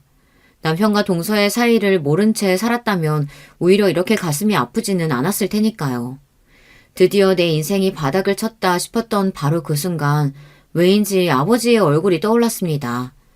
제가 아는 사람 중 세상에서 제일 똑똑한 사람이 바로 아버지였으니까요. 저는 10년 만에 무슨 용기가 났는지 곧바로 아버지에게 전화를 걸었습니다. 그리고 잠시 뒤 믿기지 않은 일이 벌어졌어요. 10년 만에 아버지께서 제 전화를 받았습니다. 저는 아버지에게 무슨 말이라도 해야 할 것 같았지만 할 말은 아무것도 떠오르지 않고 눈물만 자꾸만 차올랐습니다. 아빠, 제발 전화 끊지 마세요. 사실 나 지금 죽고 싶을 만큼 힘들어서, 정말 너무 힘들어서 아빠한테 전화한 거예요. 제발 나 좀 도와줘요. 정말 이러다가 죽어버릴지도 모르겠다 싶은 마음이 드니 저도 모르게 울분이 차올라 애원하던 말이 튀어나오더군요. 아버지는 그제야 무슨 일이냐고, 결혼해서 잘 사는 거 아니냐고 물었습니다. 저는 10년 만에 듣게 된 아버지의 목소리에 순간 너무 서러워서 아이처럼 펑펑 울며 두서없이 제게 일어난 일들을 이야기했어요. 그리고 잠시 뒤 아버지는 저와 아들을 데리러 와주셨어요. 저는 그 길로 아버지를 따라 친정에 갔습니다. 지금부터 아버지 말 잘 들어. 아버지, 바로 몇 년 전에 부장 검사로 퇴직한 거 알지? 더군다나 네 언니는 대한민국에서 제일 유명한 로펌 변호사야. 아버지가 다 알아서 해결할 테니까 너는 아버지가 시키는 대로만 해. 그 순간부터 저는 아버지의 말대로 하기로 했습니다. 제가 아들을 데리고 나왔는데도 남편은 며칠 동안 아예 연락이 없었어요. 인간이 맞나 싶더군요. 본인이 저에게 저지른 짓이 있는데 연락조차 하지 않는다는 게 더 끔찍하게 싫었어요. 어쩌면 남편은 제가 그대로 영영 사라져주길 바랬는지도 몰라요. 그로부터 딱 일주일이 지난 뒤 남편에게 연락이 오더군요. 딱 제가 준비한 고소장이 도착했을 거예요. 야비한 인간은 역시 달랐습니다. 아내랑 아이가 하루아침에 사라졌는데 전화도 한 통 없더니만 고소장을 받고 나서야 저에게 전화를 한 거죠. 저는 남편의 전화를 일절 받지 않았습니다. 그리고 며칠 뒤 시댁 제사에 참석했어요. 시댁은 1년에 명절 포함 4번 정도 제사가 있거든요. 그날만큼은 시아버지가 장남이시라 시아버지 형제분들이 다 시댁에 모여요. 저와 지난 한 달 동안 연락이 안 됐으니 남편과 시댁 식구들은 저를 보자마자 다들 놀란 눈을 했습니다. 남편과 동서는 저를 보자마자 할 말이 많은지 어떻게든 말할 기회를 엿보고 있었지만 저는 그런 남편과 동서의 시선을 무시했어요. 이런 상황을 알 리 없는 시어머니는 저에게 어쩜 한 달 동안이나 연락도 안 하냐고 볼멘 소리를 했어요. 역시나 예상대로 남편은 제가 집에 안 들어가고 있다는 이야기도 아직 안 했나 보더라고요. 거기다가 가소로운 동서녀는 저를 보자마자 아무 일 없었다는 듯 웃었어요. 그러고는 한다는 소리가 기가 막혔습니다. 어머님, 부부싸움 안 하는 부부가 어디 있어요. 형님이랑 아주버님도 좀 다투셨나 보죠. 저는 이해해요, 형님. 뻔뻔한 것도 능력이라면 능력이에요. 제가 보낸 고소장을 분명히 받았을 텐데 저렇게 태연하게 굴더라고요. 저는 그런 동서가 안 입고 와서 저도 똑같이 깔깔 소리 내며 웃어줬어요. 그치? 동서야말로 나를 제일 잘 이해하겠지. 아참, 그래서 동서는 서방님이랑 언제 이혼하는데? 저는 동서에게 언제 이혼할 거냐고 대놓고 물었습니다. 그러자 동서 얼굴이 금방이라도 터질 것처럼 빨개지더군요. 그리고 제사상을 준비하던 시댁의 다른 식구들마저 모두 거실로 나왔어요. 그러자 동서는 물론이고 시부모님까지 당황해 저에게 무슨 소리를 하는 거냐고 화를 내시더군요. 어머, 이 형님이 지금 무슨 소리를 하는 거야? 무슨 말은 무슨 말이야. 동서가 그날 분명히 모텔 앞에서 그랬잖아. 서방님이랑 이혼할 거라고. 태연하게 뱉어낸 제 말에 시부모님이며 남편까지 깜짝 놀라더군요. 그리고 다른 식구들은 쑥덕거리기 시작했어요. 그 모습에 시부모님은 미간을 잔뜩 꾸기며 동서에게 모텔은 뭐고 이혼은 또 무슨 소리냐고 물었어요. 동서, 어머님 아버님께 말씀드리기 어려울까봐 내가 따로 싹 준비해서 가져왔어. 여러분, 이것 좀 보세요. 이게 다 이 두 사람의 불륜 증거예요. 저는 미리 준비해온 불륜 증거 자료들을 가방에서 꺼내 던졌습니다. 그러자 제 눈치만 슬슬 살피고 있던 남편이 불이 났게 달려와 바닥에 떨어진 사진과 자료들을 헐레벌떡 줍더군요. 그 꼴이 아주 우스웠어요. 멍청한 인간. 내가 설마 이것만 가져왔겠어? 여기 또 있지. 저는 잔뜩 복사해온 서류들을 아예 방 안 가득 던졌습니다. 저는 지난 한 달 동안 아버지와 언니와 함께 쉬지 않고 남편과 동서의 불륜 증거만 찾았습니다. 찾다 보니 더 어이가 없더군요. 이렇게 증거가 차고 넘치는데 어떻게 지금까지 몰랐을까 싶어서요. 아버지와 함께 일했던 검사들과 검사원들, 거기다가 언니 로펌 직원들까지 물심양면으로 도와줬어요. 지난 반년 동안 남편과 동서의 카드 내역, 블랙박스 기록만 따서 CCTV를 뒤진 정도만으로도 증거가 충분했습니다. 더러운 연놈들이 일주일에 서너 번씩이나 만났더라고요. 너희 사람 잘못 건드렸어. 너희들 덕분에 우리나라 최고 검사들이랑 변호사들이 다 힘을 합쳤으니까. 바닥에 떨어진 자료들을 확인한 가족들은 경악을 금치 못했습니다. 그럴만했죠. 세상에 아주버님과 재수씨 간의 불륜이라니요. 이건 사람과 전쟁에서도 나올까 말까한 막장 중에 개막장이었어요. 여보, 그만해. 우리 아들도 생각해야지. 수근거리는 가족들 사이로 제게 다가온 남편이 귀에 대고 조용히 속삭이더군요. 이제와 저더러 우리 아들 생각을 하라네요. 양아치 같은 인간이 그제야 아들 생각이 나나 보더군요. 개 같은 새끼. 바람 피울 때는 네 새끼 생각은 눈꼽만큼도 안 하더니만 이제 와서 뭐? 아들을 생각해? 웃기는 소리 하고 있네. 나한테 절대 합의는 없으니까 그런 줄 알아. 인연이 감히 내 인상에 똥을 뿌려? 너 내가 가만히 안 둘 거야. 너 이리 와! 동서녀는 이제 아예 다 끝났다고 생각하는지 저에게 달려들어 머리꺼댕이를 잡으려고 했습니다. 저도 이때다 싶어 아주 동서녀 머리털을 다 뽑아버릴 작정이었죠. 그런데 그때였습니다. 시댁 문이 벌컥 열리더니 시동생이 들어왔어요. 그리고 새로운 반전이 일어났어요. 이경선, 이년 어딨어? 그 점잖은 시동생이 동서녀 욕까지 하며 들어왔습니다. 그리고 새로운 서류를 바닥에 던졌어요. 그건 바로 다름 아닌 유전자 검사 서류였어요. 그리고 그 서류에는 더 쇼킹한 내용이 적혀 있었습니다. 와, 세상에. 어떻게 너 같은 년을 만나서 형수한테 듣고 수진이가 내 딸이 아닐 수도 있겠다 생각했었는데 내 딸이 아니더라. 거기다가 형 애도 아니고. 도대체 수진이는 누구예요? 그 순간 시댁에 있던 모든 사람들은 다들 입을 쩍 벌리고 동서에게 손가락질을 하기 시작했어요. 그런데 그때였어요.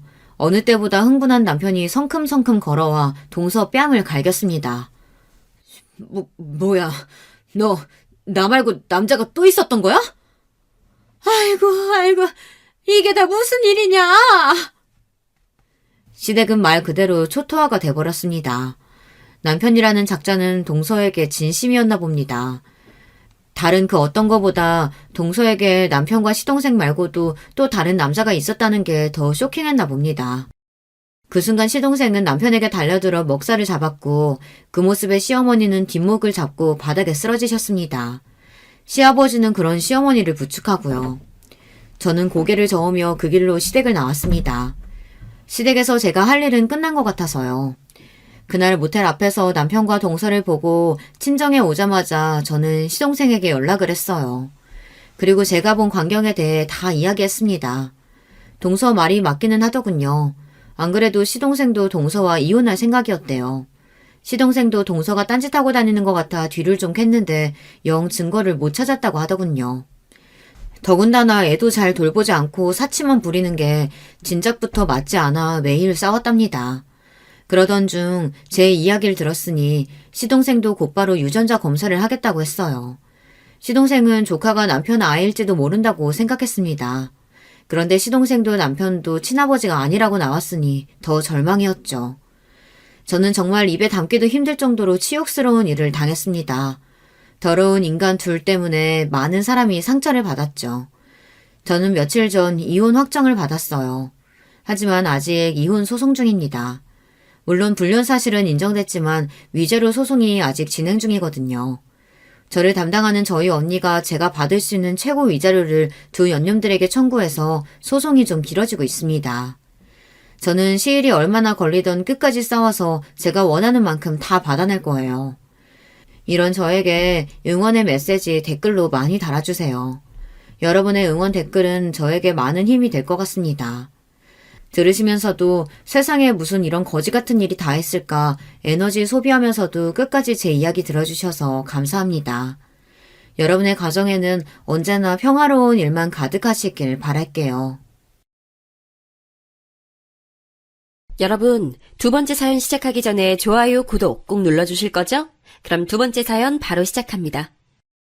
안녕하세요. 저는 언제 이렇게 나이가 먹었나 싶은 70대 중반 사람입니다. 대체 인생이란 건 평생을 뛰어다니며 살다가 누워서 젖은 끝을 볼 때까지 계속 힘든 일들이 생기는 걸까요? 이제 좀 고비 넘겼다 싶으면 또 생기고 살만하면 또 생기고 이 나이쯤 되면 그런 일은 없을 줄 알았던 제가 너무 순진했네요. 제 또래분들은 늘상 정신 똑바로 차리고 누구한테도 빈틈 보이지 말고 잘 살아가시길 바랍니다. 저는 겨우겨우 망신은 면했지만 아직 상처가 아주 아리게 남아있거든요. 전 어릴 적에 엄마 아버지 없이 자라서 친척집에 맡겨져서 힘들게 자랐습니다. 그래도 형제들이 많아서 그런지 서로서로 의지하며 지냈어요.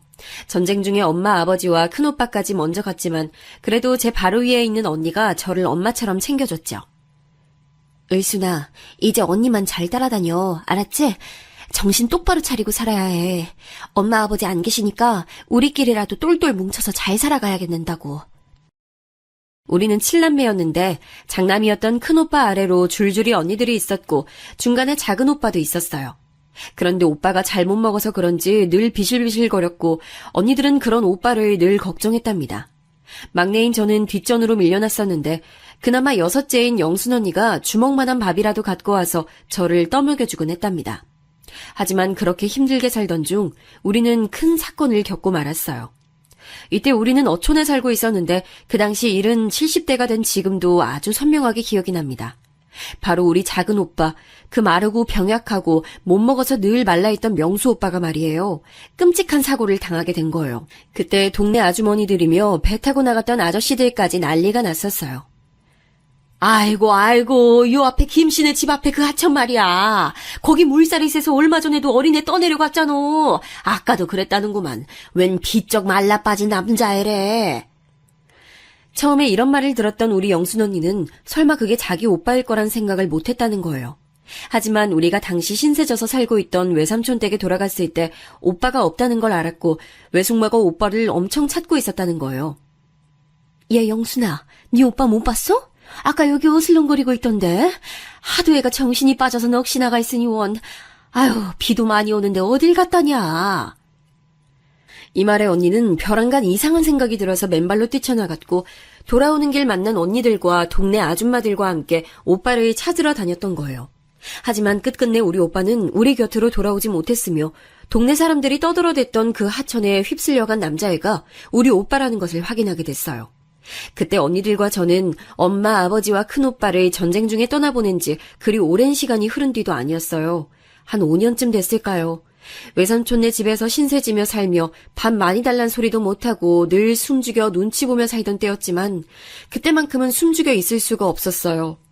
그렇게 정을 많이 주지도 못하고 늘 골칫덩이였던 작은 오빠였지만 그 얼빠진 오빠, 나에게 늘 동생처럼 바보 같은 소리만 하던 어수룩한 오빠가 참변을 당했다니 어린 저도 가슴이 찢어져서 견딜 수가 없었어요. 하물며 누나들이었던 제 위에 언니들은 늘 그렇게 말라 빠지고 눈만 퀭하게 튀어나와서 침만 질질 흘리는 남동생을 너무 안쓰러워했었어요. 그런데 그런 일을 당했으니 모두들 밤이면 이불깃을 붙잡고 울음을 참다가 급기야 통곡하기 일쑤였습니다. 그땐 흉흉한 세상에 다 같이 모여 살며 매일매일 사건인 날들이었다지만 그래도 사람이 죽고 가족이 행방불명되고 별 사건이 터지고 있으니 누구 하나 제정신이기 힘들었어요. 이땐 어마디 엄했던 외숙모조차도 우리한테 뭐라고 하진 못하시더라고요. 전쟁을 치르고 난 뒤 다들 싸나워 있어서 그런지 외숙모는 우리 남매들을 얼떨결에 떠맡아 놓고 더더욱 불안이 많고 괴롭히기도 했어요. 하지만 이때만큼은 그런 내색이 없더라고요. 아무래도 이유가 있었거든요.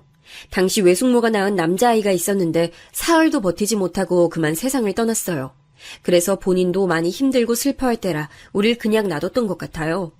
이땐 정말 뭐 때문인지 몰라도 툭하면 한 달에 한 번 정도는 건너 줄줄이 초상이 이어지곤 했어요.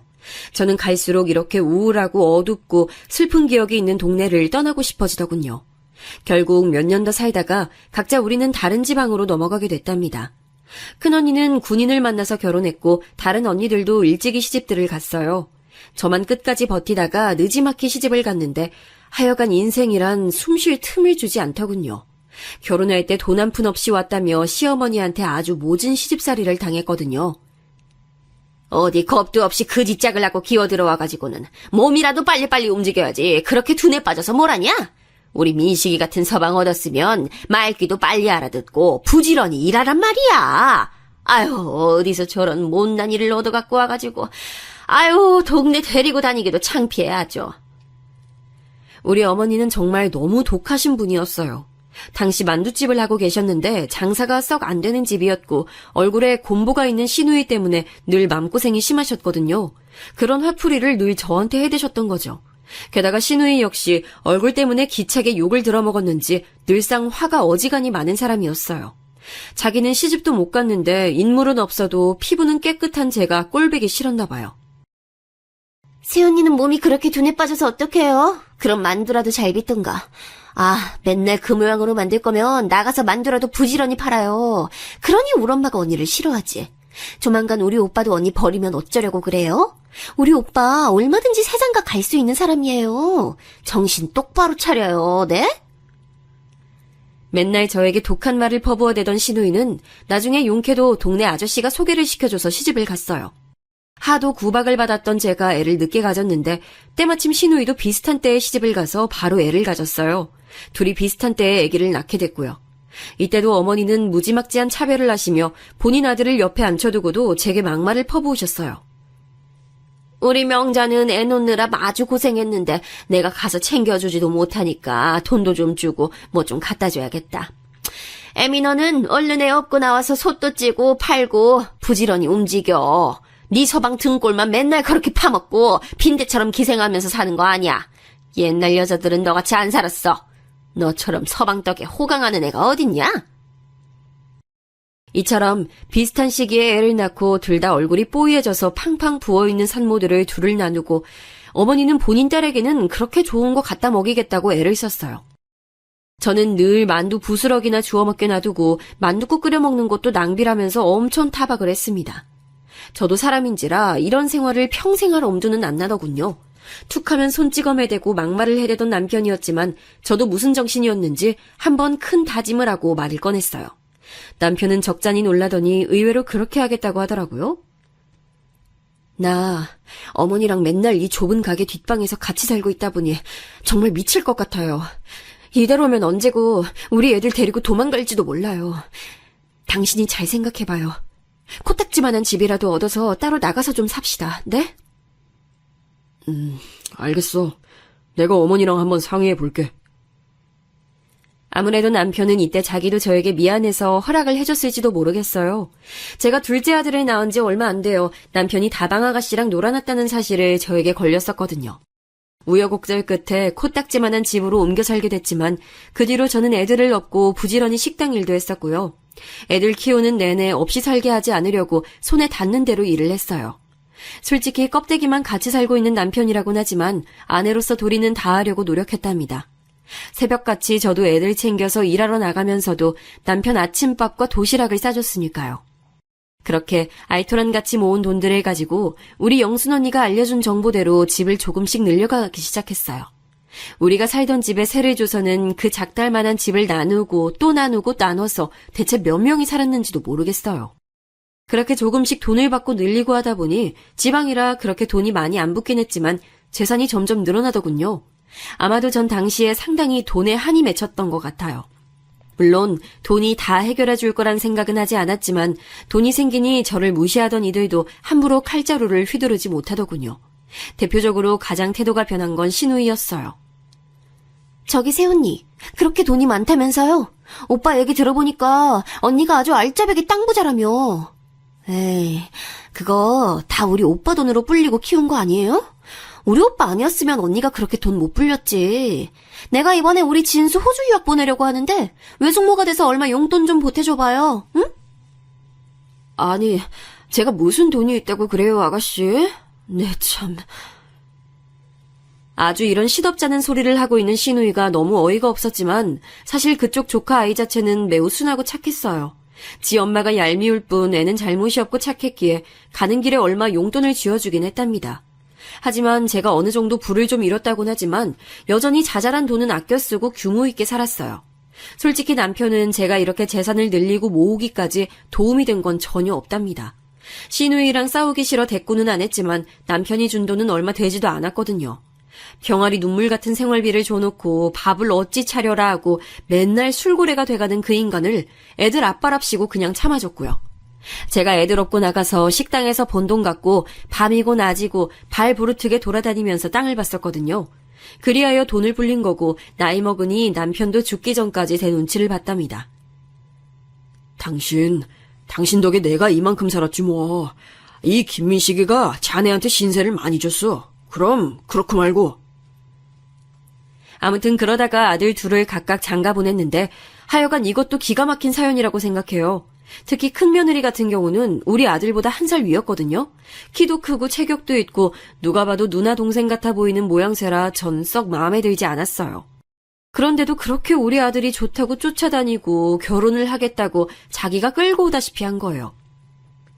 저 어머니, 저희 얼른 결혼 허락해주세요. 창민 씨도 저 없으면 못 살걸요? 일찍 결혼해서 애 낳고 어른들에게 효도하면 너무 좋잖아요. 네? 당시 전 마음의 준비가 안 돼 있어서 덜컥 아들을 보낼 생각은 없었지만 저렇게 하겠다고 우겨대니 어쩔 수 없이 결혼시켰습니다. 결혼 후에도 얘네들이 잘 지내는 것 같았고 사실 전 며느리랑 막 자주 보는 게 불편하더라고요. 다른 엄마들은 안 그러는 것 같은데 말이에요.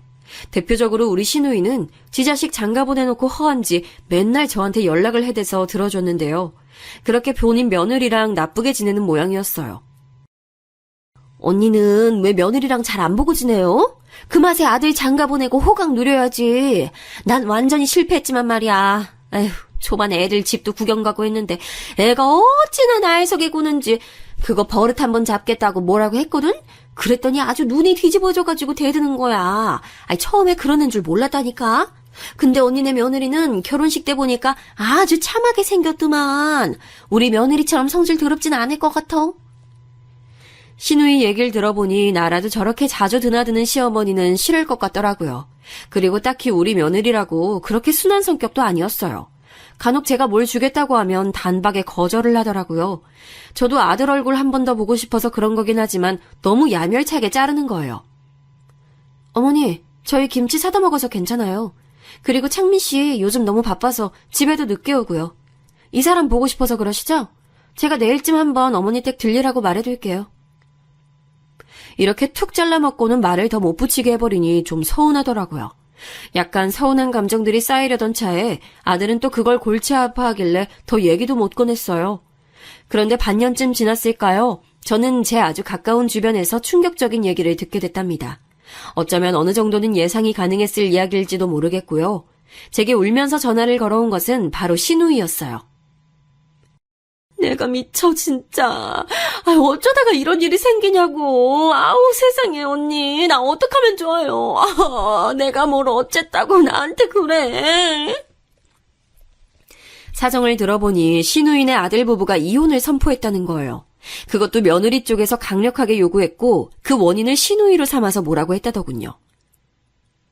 내가 지를 쥐잡듯 잡았다면서 못 견디겠다고. 애 데리고 나가서 살겠대. 우리 애가 자기 편 안 들어줬다고 어머니랑 둘이 잘 먹고 잘 살래요. 아니 이게 말이나 돼요, 언니? 신우이는 말도 제대로 이어가지 못하고 한탄을 했고 살고 싶은 의욕이 없다면서 계속 통곡하는 그 모습을 저는 멍하니 달래주기만 했어요. 요새 애들은 요새 며느리들이란 정말 참지 않고 할 말을 다 해버리는구나. 그리고 당당하게 이혼들도 하는구나 싶어서 어떤 면으로는 참 대단하다는 생각이 들었어요. 꼭 나쁘게만이 아니라 그냥 제 때에는 다 참고 살았었잖아요. 어디서 저런 용기가 났고 또 어디로 살구멍이 있길래 저런 결심을 했나 싶었죠. 한편으로는 약간 두려운 마음이 저에게도 스쳤어요. 왜냐면 저도 며느리랑 사이가 대면대면한 상태였었잖아요. 이후로 제가 좀 챙겨주면서 용돈도 주고 말도 신경 써서 했더니 돌아오는 며느리의 반응도 다른 거예요. 어머니, 저 요즘은 조금 어머니가 많이 편해진 것 같아요. 제가 엄마 정을 많이 못 받고 자라서 그런지 여자 어른들과 지내기 힘들었거든요. 그런데 요즘은 어머니랑 연락하고 얼굴 보는 게 너무 좋아요. 이런 말을 해주니까 노력도 안 해보고 며느리를 어려워했었구나 싶어 약간은 후회가 되고 이제라도 다행이란 생각이 들었어요. 하지만 문제는 이후에 둘째 며느리가 들어오게 되고서부터 터지게 됐으니 진짜 며느리 하나랑만 사는 사람이 부러워질 지경이더라고요. 자식도 늘어날수록 근심이 생기듯 며느리가 늘어나는 것도 마찬가지였어요. 둘째 며느리는 아주 늘씬하고 외모도 예쁘장한 미인 아가씨였어요. 우리 아들이랑도 아주 마음에 잘 맞았고 둘이 연애하면서 결혼하네 어쩌네 말이 계속 있었죠. 이쁘장한 아가씨인데 집 형편이 넉넉지 않아서 혼수 마련이나 여러 가지로 준비하는 데 시간이 좀 걸렸어요. 그래도 둘째가 좀 더 애교도 많고 무뚝뚝한 큰며느리보다는 대하기 쉽긴 했었답니다. 어머니, 저 엄마라고 불러도 돼요? 예전부터 시엄마랑 잘 지내는 친구들이 너무 부럽더라고요. 저도 그렇게 지내보고 싶었어요. 나이도 어리면서 애교도 많고 나름 귀여운 구석이 있는 둘째는 저랑 잘 지내는 편이었지만 문제는 지 형님인 큰며느리와의 관계였답니다. 저한테 전화를 걸어서 잘 지내기 힘들다면서 울어대는 거예요. 엄마, 우리 형님 정말 저를 너무 피곤하게 해요. 아니 이번 명절에도 글쎄 자기 전 부치게 꼭두 새벽부터 자기 집으로 오라는 거예요. 아니 그냥 엄마네서 모이면 되는데 왜 이렇게 일을 2번, 3번 하게 만드는 거예요? 저번에도 한번 일머리 없이 재료만 잔뜩 많이 사와가지고 그때 요리 시작도 못하고 채소 다듬기만 했잖아요. 저 진짜 형님이랑 안 맞아요. 엄마가 좀 뭐라고 야단 쳐주세요. 이 사이에서 정말 갈팡질팡 어쩌지도 못하고 명절날 오기 싫다고 난리를 쳐대니 뭐라 해야 할지 모르겠더라고요. 특히 큰며느리는 제가 직접 본 상황은 아닌데 엄청나게 화가 나서 절대 뜻을 굽히지 않겠다는 거예요. 저도 돈 여유 있는 거 아닌데 자꾸 동서가 이것저것 돈이 없어서 못 해온다는 둥, 지네는 지방 살아서 여유가 없다는 둥 계속 그러잖아요. 이건 완전 시비 거는 거나 마찬가지 아니에요? 게다가 저한테 뭐라고 하는 줄 아세요? 뭐가 그렇게 불만인가 했더니 이 말 듣고 저도 약간 기가 차긴 했답니다. 둘째를 그렇게 보진 않았는데 내심 속으로 자격지심이 있었나 보더군요. 저보고 형님은 어머니가 서울에 집해 주셔서 좋겠다면서 계속 비꼬는 거예요. 자기는 애 이제 막 낳고 지방에서 왔다 갔다 하느라 얼마나 힘든 줄 아냐고요. 아니 그게 제 잘못이에요 어머니? 그러면서 애 데리고 먹을 거 싸갖고 오는 거 힘들다고 저보고 좀 다 하면 안 되냐는 거예요. 진짜 저보다 적당히 어린 것도 아니면서 아주 버릇이 없어요. 큰며느리는 씩씩거리면서 지 동서를 집에 들이기 싫다는 투로 말을 하더군요. 둘째에게도 연락해서 슬그머니 떠봤더니 당연히 서울에 지내는 집을 안 사줘서 불만이란 얘기를 하진 않았어요. 그런데 대책에 지 형님 욕을 하면서 죽어도 명절 때 안 올 거라고 하는데 진짜 속이 답답하더라고요.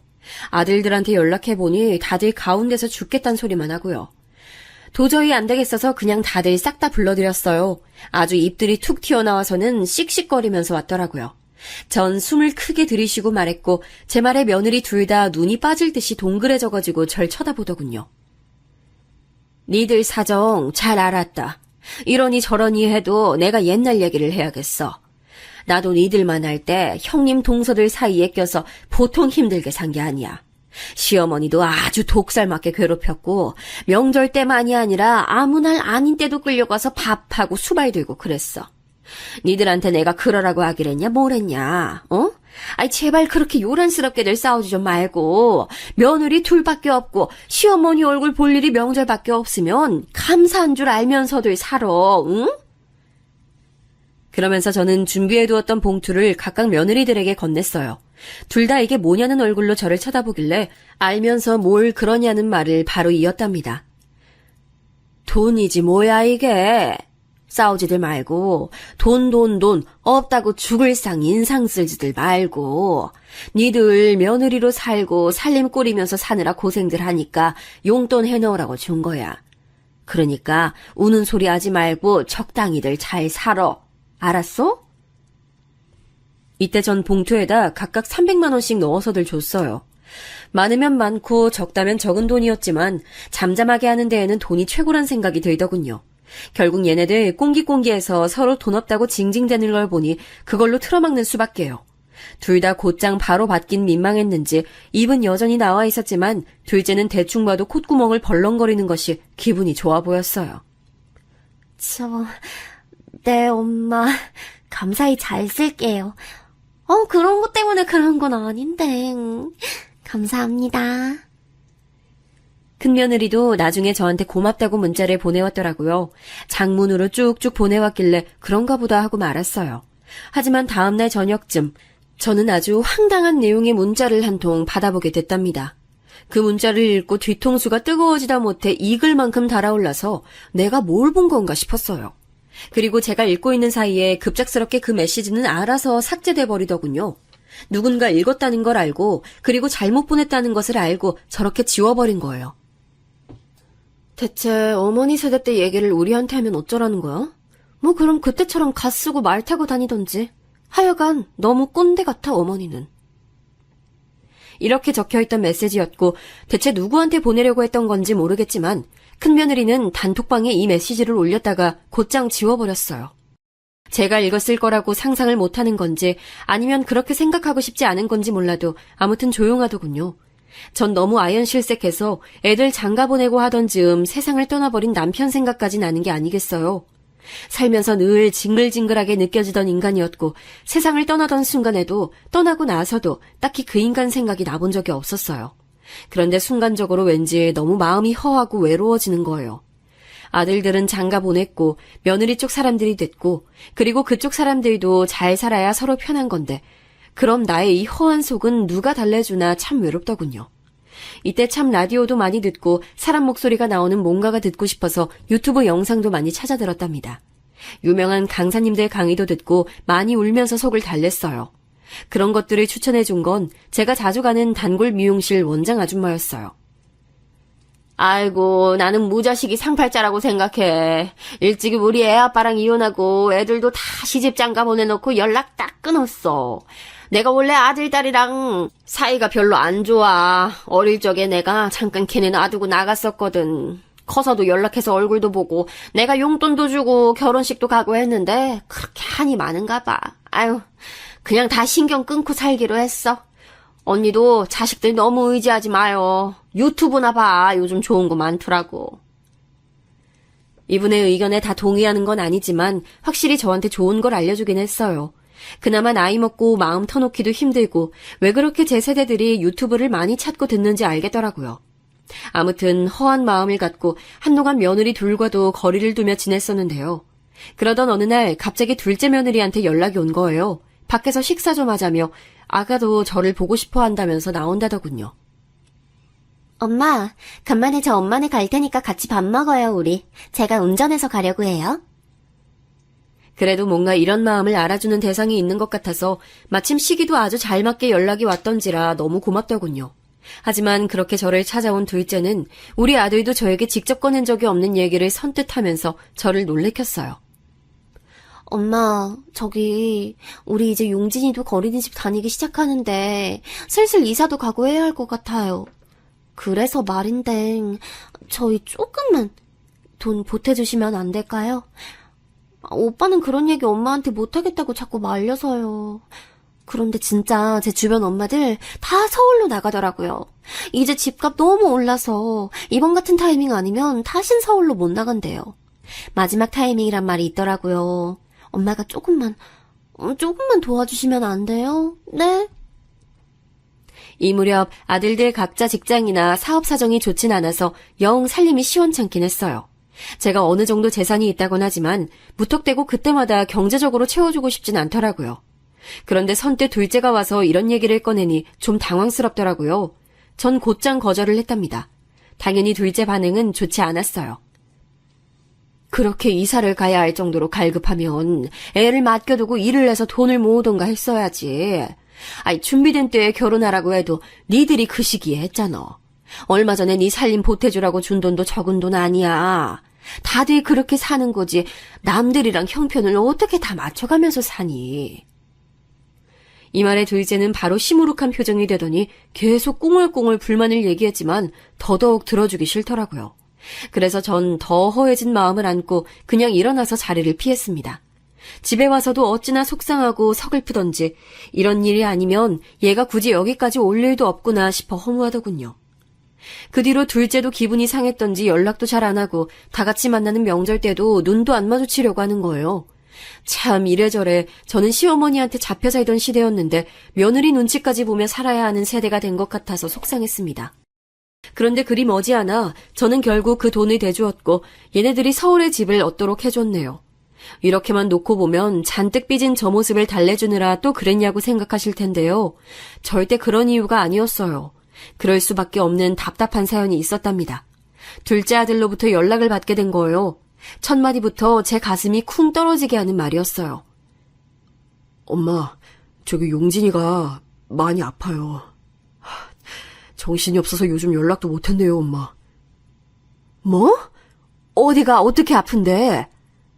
그게 의심되는 소아 무슨 병 같은 게 있어서 말이에요. 이 동네 병원들은 다 시원스럽지 않더라고요.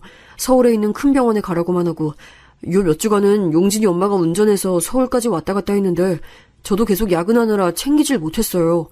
용진이 엄마도 저한테 불만 장난 아니고 아파서 축 늘어져 있는 용진이 보니 저도 마음이 안 좋아요. 저도 이제 자식 생겨보니 엄마 마음이 이해가 되네요. 여기까지 들어놓고서 안 그래도 마음이 썩 시원치 않았던 저는 큰 결심을 한 거예요. 돈이 없다면 모를까 보태줄 여력이 되긴 했었는데 어디까지나 쉽게 돈을 쥐어주고 싶지 않았거든요. 그런데 사정이 이렇게 됐다는데 어떻게 주지 않을 수 있겠어요. 손주가 그렇게 아픈지도 몰랐고 며느리가 주말마다 운전해서 큰 대학병원에 피검사 받으러 다니고 결과 보러 또 가고 원인도 시원치 않은 병명 때문에 고생한다는 얘기를 들으니 갑갑하더라고요. 먼 지방에서 저렇게 차로 운전해서 왔다 갔다 하고 자그마한 모텔을 얻어서 지낸다고 하니 조바심이 났어요. 결국엔 서울에 집을 얻어줬고 둘째네 애들 다 와서는 나란히 저에게 인사를 하더군요. 일단 둘째 며느리는 마냥 그렇게 울기만 하면서 저한테 고맙다고 하는 거예요. 엄마, 너무 감사해요. 정말 엄마가 이렇게 도와주시지 않았으면 용진이 데리고 매번 왔다 갔다 할 뻔했어요. 정말 감사해요, 엄마.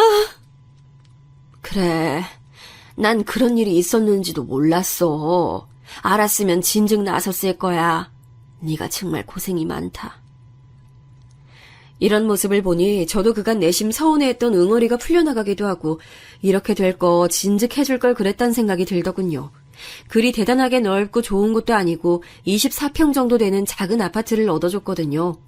그렇게 다니는 중에 손주도 정확히 검사를 거치면서 특별한 병은 아니고 그저 열치레를 했다는 것만 알게 됐고요. 이때 완전히 안심을 하게 되면서 이제 정말 우리 가족들이 행복하게 사는 날만 남았다 싶었어요.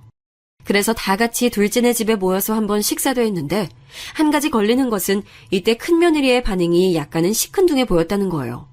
사실 이러저러한 사정에 있어서 둘째네 집을 서울로 얻어준 건데 그냥 제 느낌인지 모르겠지만 좀 서운해 보이더군요. 어머, 용진이 일이 있어서 집을 얻어주셨던 거예요? 그렇구나. 아니 저는 저번에 이 사람이 사업 확장한다고 얘기했을 때 아니에요, 어머니. 별 얘기 아니에요. 이 부분이 저로서는 조금 걸리는 게 큰아들이 부업으로 뭔가를 해보고 싶다고 제게 말한 적이 있었어요. 그때 큰며느리까지 집에 찾아와서는 부부끼리 같이 해보려고 하는데 자금이 부족하다 했었거든요. 그때 저는 너들끼리 알아서 해결하라고 거절했었고 얘네들도 그럭저럭 수긍을 했었답니다. 그 뒤에 이렇게 된 배경을 보고 내심 그때 생각을 하고 있었나 봐요. 아무튼 서운하게 생각해도 별 수 없고 다 사정에 따라 인생이 이렇게 흘러간다고 여기기로 했어요. 하지만 인생은 여전히 저에게 녹록지 않았으니 도통 이제 괜찮다, 쉬어가도 된다며 안심을 시켜주질 않더라고요. 왜냐면 얼마 안 가 저를 좌절하게 만드는 사건이 또 터져버렸기 때문이에요. 평소에 음식 솜씨가 막 좋은 건 아니지만 제 김치는 아들들이 꽤 좋아하는 편이었거든요. 서울 사는 며느리들 불러서 할 생각은 당연히 없었고 그다지 많지 않은 부피로 김장을 하고 있었어요. 그런데 이것저것 들고 옮기며 하다가 허리를 아주 크게 다치게 된 거예요. 이때 급한 대로 근처 사는 아줌마며 미용실 아줌마며 닿는 대로 다 연락을 해서 응급실을 갔어요. 하지만 여간 엉망이 된 게 아니었나 보더라고요. 지루한 시간들을 지나 결국 수술을 해야 한다는 결론에 이르렀고 이 지역은 안 되고 서울에 있는 병원으로 가게 됐어요. 당시 미용실 아줌마나 제 주변 아줌마들은 입을 모아 다 하나같이 저렇게 말했고 저도 이견은 없었답니다. 그런데 상황은 전혀 그렇게 가주지 않더라고요. 언닌 뭐 걱정할 게 있어? 노년에 돈도 있겠다. 아들들이 있고 며느리들이 있고 다들 그 좋은 서울집에 살고 있겠다. 아이 거기서 떵떵거리면서 병원에서 요양하면 되는 거 아니야. 아우 부러워. 우리 애들은 내가 전화하면 받지도 않고 그렇게 돌려버리더라고. 아우 자식 농사를 언니처럼 지어야 했어. 그래야 늙어서도 큰 소리 땅땅 치고 살지. 그런 말을 들으면서 내심 그렇게까지는 아니라고 생각했지만 아들들이 저를 데리러 왔을 때 흐뭇한 마음도 있었어요. 며느리들이야 살림하고 애 챙기느라 못 오긴 했었지만 당연히 서울 쪽으로 올라가면 저를 신경 써줄 거라고 생각했답니다. 그런데 제가 있는 곳으로 면회를 온 며느리 둘은 평소 제가 그들에게 각각 따로 갖고 있었던 서운함을 다 잊어버릴 정도로 황당한 장면을 제게 보이더군요. 서운함이 다 가시게 해줄 정도로 정넘치는 모습을 보여준 게 아니라 이 모습을 제가 살던 동네 친한 미용실 아줌마들이 못 본 게 다행일 정도로 너무나 수치스러웠어요. 어쩜 이렇게 하나같이들 저한테 이럴 수가 있나요? 저의 거초나 간병을 두고 나온 화제를 듣자마자 둘 표정이 싹 변하더군요. 그러면서는 말 많은 둘째가 먼저 소리를 내는 거예요. 형님이 간병하세요. 아직 애기 없으시잖아요. 저 용진이 아직 여기저기 아픈 데 많고 신경 써줄 데 많아서 안 돼요. 형님이 어머니 봐주세요. 그러자 큰며느리는 도끼 눈을 뜨면서 바로 둘째를 노려보는 거예요. 동서, 지금 말장난해? 언제는 엄마 거리면서 서울집 받아낼 땐 언제고 무슨 이제 내외하듯이 어머니 소리하는 거야. 나보고 모시라고? 자기 진짜 웃기다. 내가 애 낳기 싫어서 안 낳았어? 어쩜 그렇게 말을 버르장머리 없이 해? 노인네 모시려고 하니까 아주 눈 뒤집어져서 되는 게 없어? 애 있는 게 벼슬이야? 저는 이때 생각지도 못한 반응이 쏟아져 나오는 것을 보고 기함할 수밖에 없었어요. 그렇지 않나요? 순간적으로 머릿속에 마치 사진을 찍어둔 양 제가 우리 동네 아줌마들한테 자식들 얘기를 했던 장면들이 휙휙 지나가더라고요. 대놓고 자랑은 아니지만 그래도 은근히 자랑으로 여기며 그런 마음을 적당히 숨겨가며 아들 며느리 자랑을 했던 모습들이 떠올라 더 얼굴이 뜨거워지고 심장은 쿵쿵 뛰고 수치스러움이 밀려오기 시작했어요. 형님이야말로 말장난하시냐고요. 저 용진이 돌보고 챙기고 얼마나 아침에 눈 뜨자마자 바쁘게 사는지 모르시잖아요. 애 따라다니면서 종일 아주 죽겠는 사람한테 어떻게 어머니 간병하러 왔다 갔다 하라는 거예요. 그리고 형님이 장남 며느리시면 형님이 책임지셔야죠. 이렇게 쏟아내는 둘째 며느리 반응에 큰 며느리는 팔을 걷어붙이며 아주 뛰어들 기세로 반박하더군요. 나는 놀아? 난 노냐고. 나도 우리 신랑 뒤치다꺼리하고 바쁜 사람이야. 요즘 같은 세상에 큰 며느리만 다 하라는 법이 어딨어? 그러는 동서는 장남 며느리 아니고 둘째 주제에 집은 왜 받았는데. 받을 땐 좋고 책임 다 하라니까 하기 싫어. 보자 하니까 진짜 보통 주접이 아니네 동서? 이 말도 안 되는 기싸움 사이에 저는 멍청하게 껴있었어요. 당연히 둘 중 하나가 아니면 서로 교대로라도 저를 간병해주거나 지들 집으로 모시고 갈 거라고 생각했었는데 말이에요. 얘네들 집 각각 사준 뒤에 저는 저희 집으로 내려오게 했지 따로 집들이들을 한 적도 없고 제가 나서서 가본 적도 없는 사람이에요. 그런 시애미가 집도 절도 다 해준 시애비가 아파서 간병을 받아야 하는데 그 집을 손에 꽉 쥐고 못 들어오게 하는 거예요. 너무 기가 차서 할 말이 없고 머리와 몸이 다 피곤해지더군요. 일단은 혼란스러워서 둘 다 가라고 했고 서울에 있는 영순 언니에게 사정을 말해서 언니가 바쁜 중에 와줬어요. 동생이 나이 먹어 허리 수술하고 몸도 못 움직이는 걸 알고 안쓰러워하더군요. 사실 저도 언니의 보살핌을 받고 나니 생전 목욕탕 한번 같이 가본 적 없는 며느리들 수발보다는 우리 언니가 낫단 생각도 했어요. 그런데 생각할수록 저들 행동이 너무 절 힘들게 하고 우라통 터지게 만들더군요. 그간 쌓아오며 참아왔던 것들이 얼만데 대체 제가 얼마나 우스웠길래 저를 한가운데에 두고 그 난장판들을 피웠던 걸까요? 참다 정말 너무 억울하고 한맺혀 잠이 안 오던 새벽에 언니에게 이런 얘기를 털어놓았어요. 늙음하게 손녀 손주들 돌보고 있던 언니는 이 얘기를 듣고 깜짝 놀라서는 왜 그런 꼴이 되었냐며 화를 마구 내는 거예요. 에라이 미친 것들. 너 그것들 싹 다 쫓아내. 안 그래도 시이모가 왔는데 코빼기도 안 내비치고 있는 내내 전화 한 통도 안 한다 싶었다. 그것들은 너한테 집 받아서 살 자격들이 없어. 올 때 갖고 온 것도 없는 것들이 주제에 서울집은 달라 해서 사주고 넣어줬더니 이거 간병하느라 얼마나 모신다고 그 앞에서 싸워들? 참나. 야, 은혜를 모르는 것들이 있다지만 그것들은 정말 독하다. 그것들 더 놔뒀다간 네 재산 홀랑 까먹고 너 갖다 버릴 것들이야. 다 쫓아내버려. 양아치 같은 것들.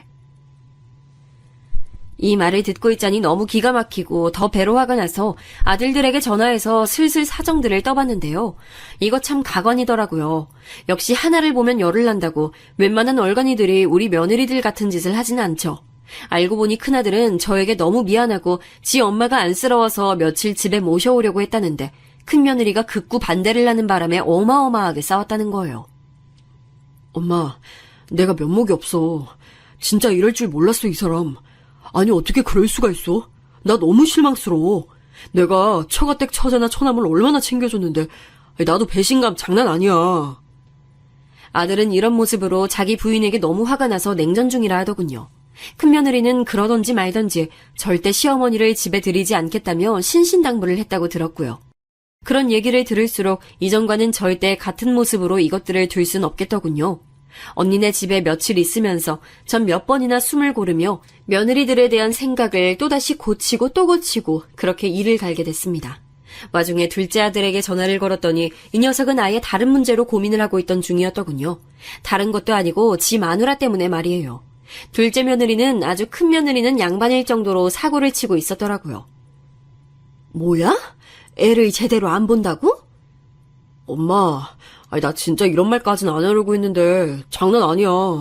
용진이 아파서 그렇게 차로 왔다 갔다 하던 혈기는 어디 가고 애 괜찮고 이쪽에 집 얻고 나니까 이 동네 아줌마들이랑 몰려다니면서 맨날 애를 늦게까지 어린이집에 맡겨놔. 어디 멀리 가서 비싼 밥 먹으러 다니고 옷 사대고 얼마 전엔 애를 안 데리러 가서 어린이집 선생님이 나한테 전화를 했다니까. 나 그때 일하고 있었어. 애 엄마가 안 왔다면서 7시가 넘었는데도 안 오신다고 용진이가 울고불고 난리 났다는 거야. 나보고 무슨 자기 쇼핑몰에 와 있다고 대신 데리러 가달래. 미친 거 아니야 얘? 전 완전히 인내심의 줄이 또 끊어져 버려서 더는 정신을 차릴 수 없게 됐습니다. 일단 허리가 조금 가라앉은 것 같아서 그대로 둘째네 집으로 이동했어요.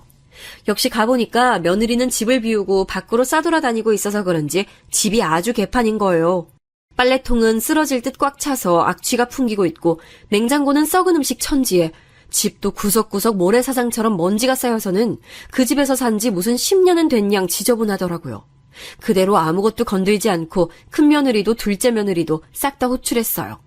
퉁퉁거리면서 왜 부르시냐고 설마 자기 모시라고 할까봐 인상을 잔뜩 쓰고 나타난 그것들에게 저는 다짜고짜 통보부터 했고요. 이것들 얼굴이 냉동된 오징어처럼 시퍼렇게 변하는 꼴도 마주했습니다. 니네들 이혼해라. 다들 집에서 나가. 더 얘기할 것도 없고 바꾸고 뭐 할 것도 없어. 무슨 말인지 알지? 가진 거 없이 왔으니까 빈몸들로 나가. 제 말에 인상만 잔뜩 쓰고 서로들도 안 쳐다보던 며느리들은 눈이 크게 뜨여서는 아주 어언이 벙벙해 보이더라고요. 차마 뭐라고 말을 못 대고 있길래 이어서 말했어요. 내가 니들한테 뭐 그리 많은 걸 바랬냐. 아파 죽겠어서 서울에 다니러 왔고 그거 좀 봐주고 니들 집에 한 며칠 있다 간다는 걸 그렇게 귀신 보듯 즐거버려 돼? 니들 필요할 땐 헤헤 어머니거리면서 니들이 수고할 생각하니까 그렇게 싫어서 죽일 듯이 싸워대? 나도 니들 싫어. 니들을 가족이라고 생각해서 집도 모두 내줬더니 돌아오는 게 이 꼴이면 차라리 이참에 찢어지는 게 나아. 잔말 말고 짐 싸서들 나가 얼른. 제 말에 둘째는 그 큰 눈에 눈물이 그렁그렁 맺혀서는 아니라고 제 발을 붙잡지 뭐예요. 아주 가증스럽게 말이에요. 엄마 왜 그러세요? 이혼이라뇨. 화나신 건 알겠는데. 아니, 제가 잘못했어요. 그렇다고 이혼이란 말을 하시면 어떡해요. 우리 용진이 어떡하고요.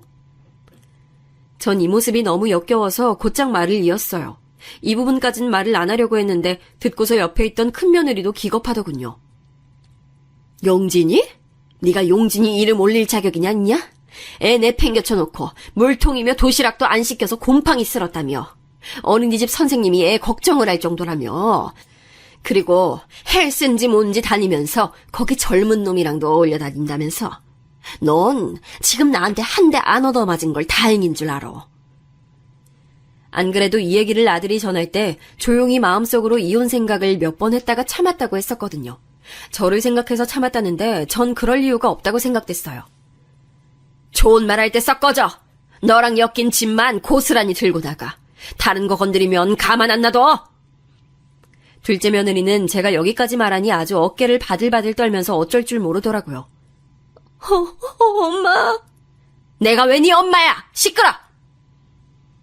그리고 전 곧장 눈을 돌려 큰며느리에게도 호통을 쳤어요. 넌 뭐 아닌 줄 알아? 너도 당장 집 가서 짐 싸서 나가. 긴 말 더 듣기 싫어. 일찍 며느리로 들여서 눈치라도 있는 줄 알았더니 뒤에서 내 욕이나 하고 다니고 너도 다를 거 없어. 네 친정이건 어디로건 다 썩 꺼져. 제가 이렇게 난리를 치는 동안 같이 자리 잡고 앉아있던 큰아들과 둘째 아들도 어느 정도 마음의 결심을 한 듯 하더군요. 큰아들은 여러모로 실망했었는데 계기가 필요했던 것 같고 둘째 아들은 이미 자기 입으로 저에게 먼저 이혼 얘기를 꺼냈었어요. 전 그걸 정리한 것뿐이고요. 솔직히 아들 둘 다 이혼시켜서 제게 좋을 게 뭐가 있나요? 하지만 이런 며느리들은 없는 것만 못해요.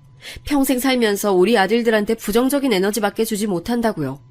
이후로 둘째 며느리는 도저히 도망갈 구석이 없고 내뺄 게 없으니 그냥 순순히 백기 들고 나갔고요. 큰 며느리가 그렇게 의외로 그렇게 악을 바락바락 썼다더군요. 자기 친정 동생들까지 가끔 데리고 와서 재우고 애는 가질 생각이 없어 보이고 그렇게 지집인 양 지키며 살았나 봐요. 심지어 저한테 울면서 아주 구질구질하게 빌었답니다. 어머니, 제가 어머니 모시기 싫어서 그런 게 아니에요. 사정도 있고 저도 몸이 안 좋아서 도저히 모실 상황이 안 돼서 동서한테 부탁하려고 했던 건데 동서가 자꾸 싫다고 하고 제 속을 긁으니까 감정이 안 좋아서 그런 거예요. 그렇다고 이혼을 하라고 막 그러시면 저도 너무 서운해요, 어머니. 서운하면 서운한 거 풀 생각하지 말고 각자 갈 길 가자. 넌 네 갈 길 가. 난 나대로 내 아들이랑 집 그대로 찾아와야겠으니까. 시간 더 끌지 말고 나가. 연락도 하지 말고. 이리하여 시간차를 좀 두고 두 며느리들을 다 싹 다 쫓아내버렸어요. 돈 갖고 어설프게 사람 갖고 놀고 간 보는 것들은 돈으로 회초리질을 해줘야 되는 게 맞아요. 제가 워낙 돈 때문에 서름이 많았어서 애들은 고생 안 시키려고 했더니 정작 우리 애들은 둘째치고 그 배우자랍시고 들어온 것들이 누리고 앉았네요. 경제력 없이 온 것이 안쓰러워서 잘 챙겨주려고 했는데 그 위에 앉아서 더 저를 골리고 있으니 다 끊어버려야죠. 다시는 어떤 구석으로든 엮이고 싶지 않은 망할 것들이에요. 나중에 아들들한테 며느리라는 것들 근황을 들었는데 큰 며느리는 아주 지네 친정 식구들이 돌아가면서 전화를 걸어대며 우리 아들한테 빌고 있다나 봐요. 좁아 터진 닭장 같은 집에서 다시 모여 살게 생겼다며 우리 누나, 우리 언니 좀 봐달라고 말이에요. 이 얘기 들으니 더 어이가 없을 뿐이고 지난달에 듣게 된 둘째 며느리 근황은 더 기가 막힌답니다. 아픈 애며 지 남편이며 놔두고 젊은 남자랑 돌아다니더니 그 남자가 글쎄 이혼 얘기 도는 거 알자마자 대차게 버렸다더군요. 이것들이 감히 저한테 전화질을 못하고 만만해 보이는 우리 아들들한테 전화해서 울고 짜고 비굴하게 빌어대고 있나 봐요. 저는 손주 문제 때문에 둘째 아들과 살림을 합치기 위해 이곳에 올라왔고 큰아들은 기존에 살았던 집을 정리하고 새로운 터로 이사를 갔어요. 해결할 것들이 좀 남아있긴 하지만 며느리 둘 다 쳐낸 거 생각하면 큰일도 아니고 아무쪼록 시간이 모든 걸 잘 해결해주기만을 바래요. 이야기 들어주셔서 감사합니다.